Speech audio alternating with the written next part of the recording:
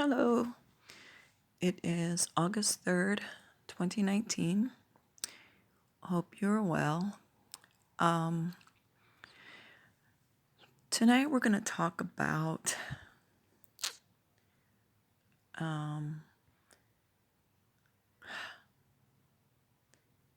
virtues. How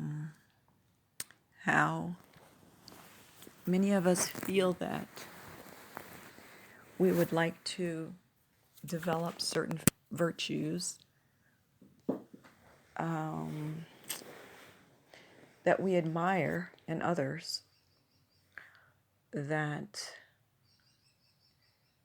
the bird wants to chime in.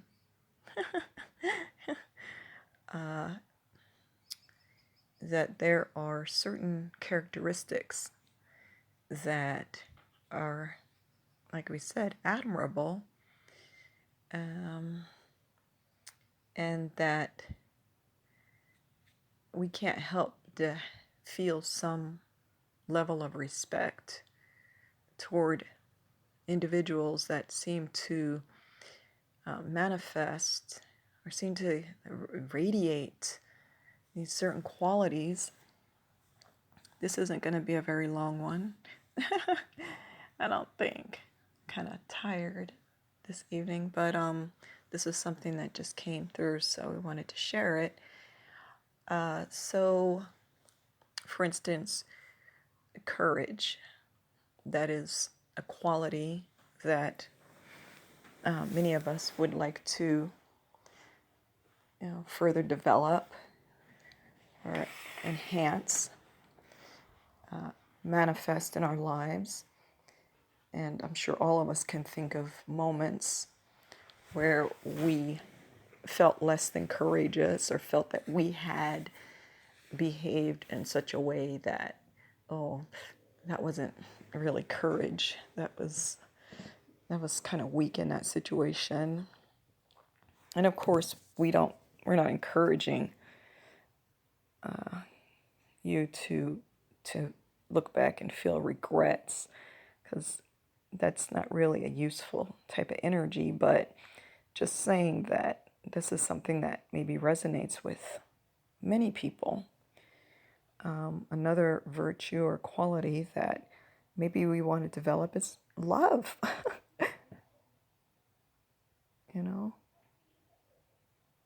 Being loving people.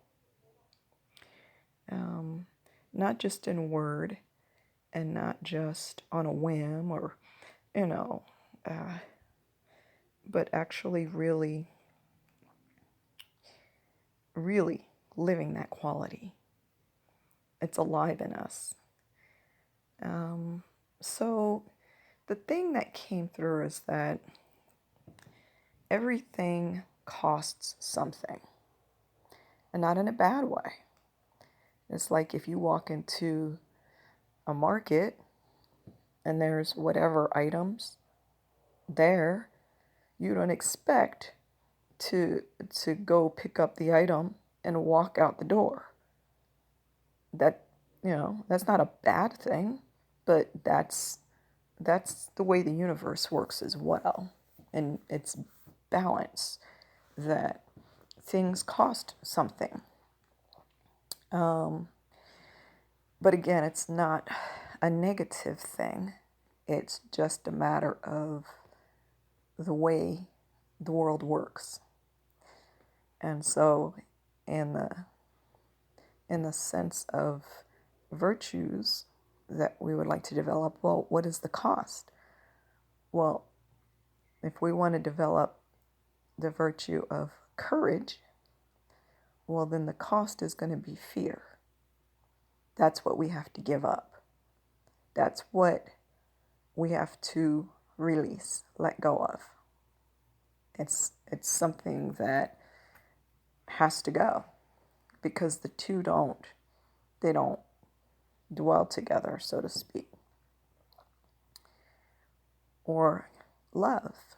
We say, oh, I want to exhibit love in my relationships and interactions with others. and my interactions with myself, with the planet, with all of creation, well then that has a price as well. And so what would the price of that be?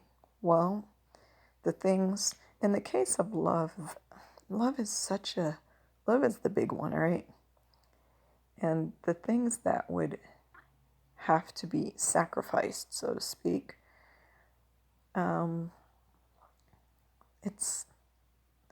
there's a few.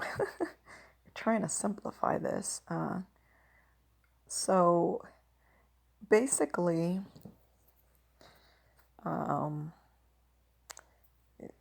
maybe a person might be thinking, okay, hatred. Okay.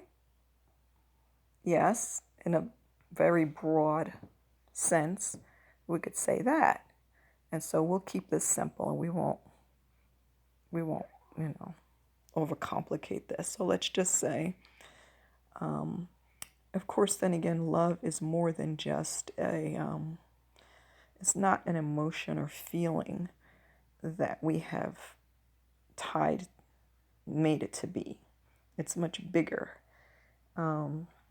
Unfortunately, we're going to have to complicate this one a little bit more, but that's a good place to start. So we'll just start there and just say and recognize that as long as we're harboring these heavy feelings of animosity and maybe it's jealousy or just holding resentment in us, and not even toward any particular person, but just as long as we're housing those energies in us, those don't blend with the energy of love. And that's why you can't say, okay, I can't stand Susie, so I'm going to XYZ, which equals, in my mind, love, right? Okay, I don't like her. I have bad feelings. So what I'm going to do is I'm going to turn around and start exhibiting this certain behavior toward her.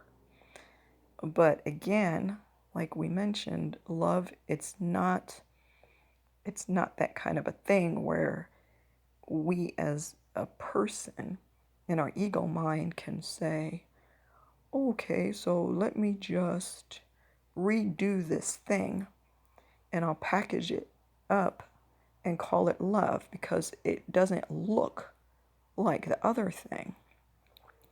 And even if we really believe that what we've packaged is the real deal, love is what it is. We've done numerous recordings on that. So it's not that simple as specifying, this particular, just understanding that just if we just kind of think of it as energy, way to not complicate this, right? If we think of it as energy and think of our bodies as storehouses,